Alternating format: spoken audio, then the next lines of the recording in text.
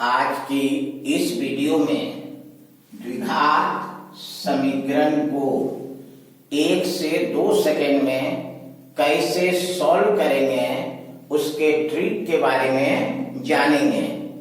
ऐसे ट्रिक की चर्चा करेंगे जिसके आधार पर दिए गए प्रश्न को आप आसानी से 1 से 2 सेकंड में सॉल्व कर देंगे।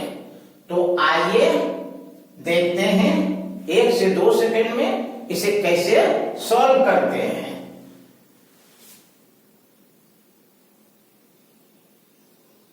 द्विघात समीकरण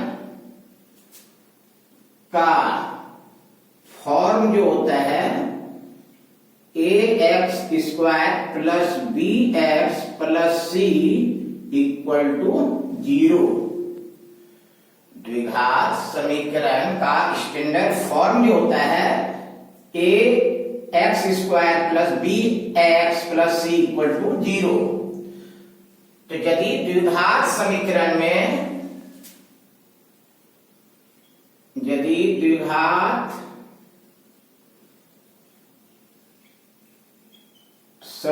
में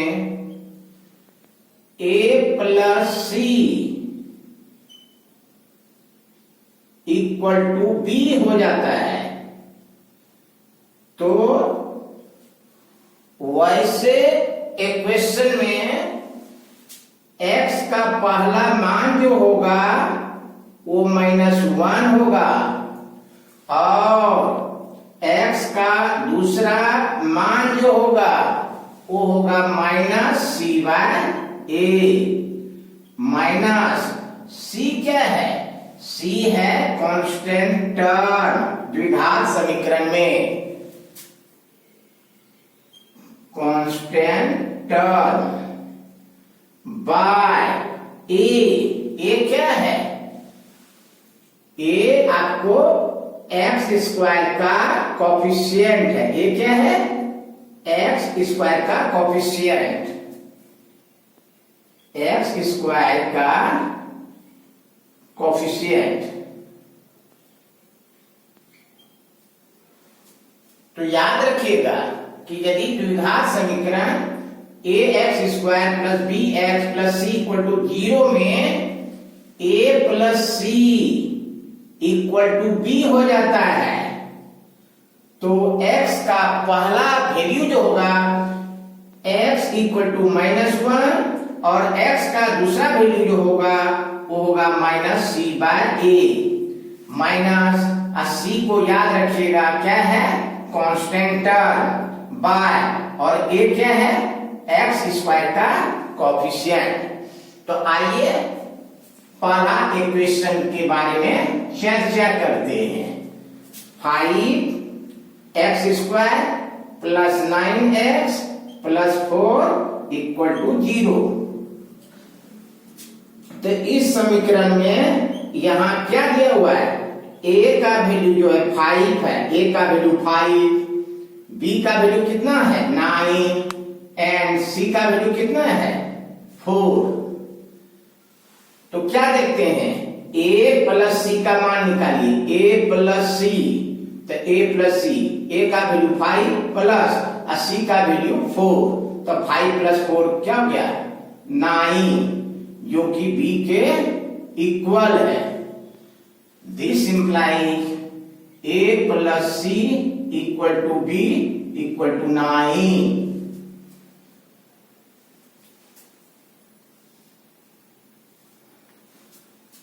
तो x का जो पहला वैल्यु होगा, x का पहला वैल्यु हो जाएगा -1 एंड x का दूसरा वैल्यू होगा -c/a।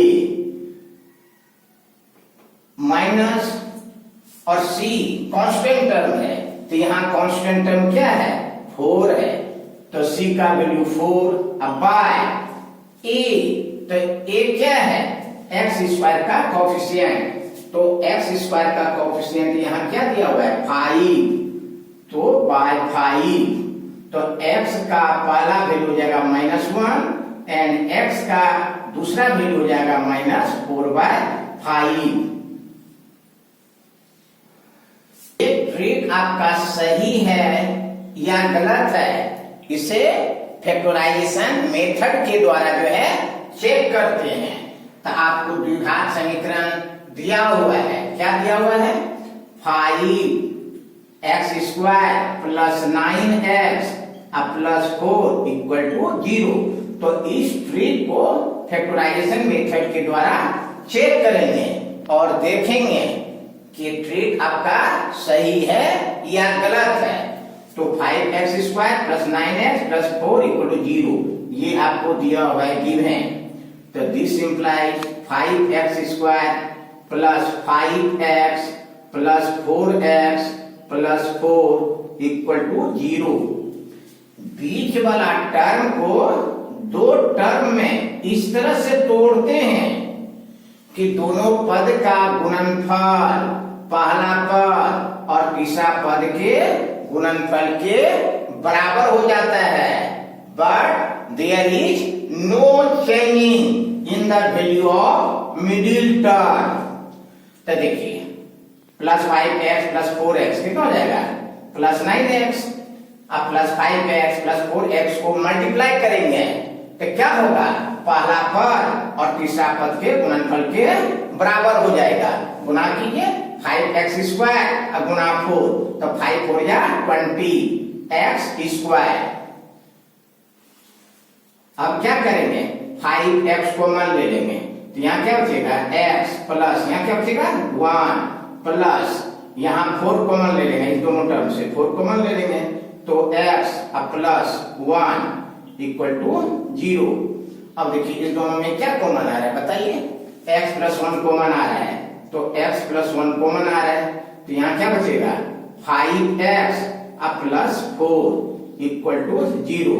दिस इंप्लाइज x + 1 = 0 और 5x + 4 = 0। तो दिस इंप्लाइज x = क्या जाएगा? 0 और +1 को दायां पक्ष में कर देंगे तो -1। तो दिस इंप्लाइज x = -1। एक आंसर ये हो गया। दूसरा आंसर देखिए 5x + 4 = 0। तो दिस इंप्लाइज 5x = क्या हो जाएगा? 0 और 4 को दायां पक्ष में कर देंगे तो -4।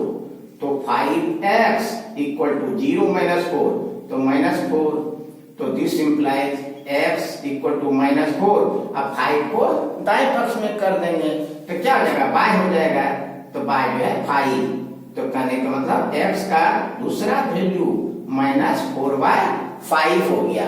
और आपका देखिए ट्रिक से x का पहला वैल्यू क्या है? -1 और x का दूसरा वैल्यू क्या है? -4/5, जो कि फैक्टराइजेशन मेथड के द्वारा सॉल्व करने पर x का वैल्यू -1 निकला है और x का दूसरा वैल्यू -4/5 निकला है। इससे क्या होता है कि दिया हुआ ट्रिक जो है वो बिल्कुल जो है 100% सही है। इस तरह से द्विघात समीकरण के इक्वेशन को 1 से 2 सेकेंड में आसानी से बना सकते हैं। कब? यदि द्विघात समीकरण ax² + bx + c = 0 में यदि a + c = 0 हो जाता है तो x का पहला वैल्यू जो है -1 निकलता है और x का दूसरा वैल्यू -c/a होता है। -c क्या है? तो c है आपको कांस्टेंट और a क्या है? x² का कोएफिशिएंट। तो बताइए इस द्विघात समीकरण में x का पहला वैल्यू क्या होगा? -1 और x का दूसरा वैल्यू क्या होगा? -4/5। और ये दोनों वैल्यू आपका देखिए तो किस ऑप्शन में दिया हुआ है? ऑप्शन ए में दिया हुआ है। तो करेक्ट आंसर आपका ऑप्शन ए हो जाएगा। बी में देखिए क्या दिया है? 1 और 4/5, ये आपका नहीं होगा। दूसरा में देखिए x का वैल्यू -1 दिया हुआ है लेकिन इसमें 4/5 दिया हुआ है, ये नहीं होगा। डी ऑप्शन में दिए 1 और -4/5, ये प्लस कर दिया है तो ये भी नहीं होगा। तो करेक्ट आंसर क्या होगा? -1 और -4/5। इस तरह से ट्रिक से बिल्कुल ही आसान तरीके से हम 1 से 2 सेकेंड में दिए हुए द्विघात समीकरण को सॉल्व कर सकते हैं। अब दूसरा द्विघात समीकरण 19x² + 42x + 23 = 0 एग्जाम्पल को देखते हैं कि ट्रिक आपका सही है या गलत है। तो द्विघात समीकरण क्या दिया हुआ है? 19x² + 42x + 23 = 0 गिवन ये दिया हुआ है। तो हियर यहां जो है a का वैल्यू कितना दिया हुआ है? a का वैल्यू 19, b का वैल्यू कितना दिया हुआ है? 42 एंड c का वैल्यू कितना दिया हुआ है? 23। a और c को प्लस करेंगे तो a + c, a का वैल्यू 19 प्लस c का वैल्यू 23 और 19 + 23 करेंगे क्या होगा? 42 हो जाएगा। और b का वैल्यू कितना दिया हुआ है? b का वैल्यू दिया हुआ है 42। तो a + c = 42 और b का वैल्यू जो है 42। तो देयरफॉर क्या हुआ? a + c = b।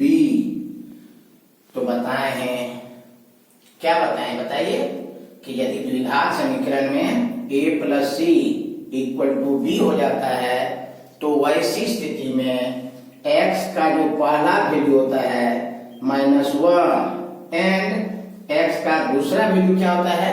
-c/a। c क्या है? कांस्टेंट। तो बताइए द्विघात समीकरण 19x² + 42x + 23 में कांस्टेंट क्या है? 23। तो 23/a। तो a क्या बताए हैं? Coefficient of x²। और बताइए इक्वेशन में x² का कोएफिशिएंट क्या है? 19। तो बाय 19 तो x का वैल्यू हो गया -1 एंड x का दूसरा वैल्यू क्या हो गया? -23/19। किस ऑप्शन में दिया हुआ है? ऑप्शन ए में। तो करेक्ट आंसर आपका ऑप्शन ए होगा।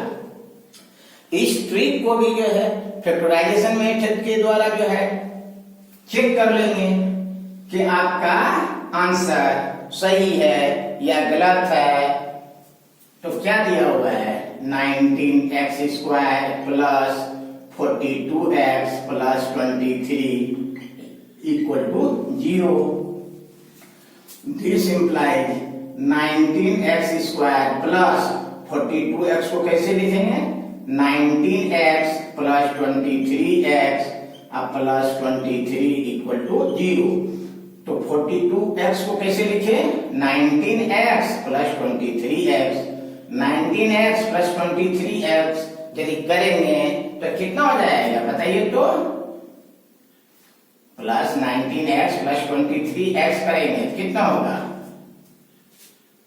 42x हो जाएगा। लेकिन जब दोनों को गुणा कर देंगे तो क्या होगा? गुणनफल जो है पहला पद और तीसरा पद के गुणनफल के बराबर हो जाएगा।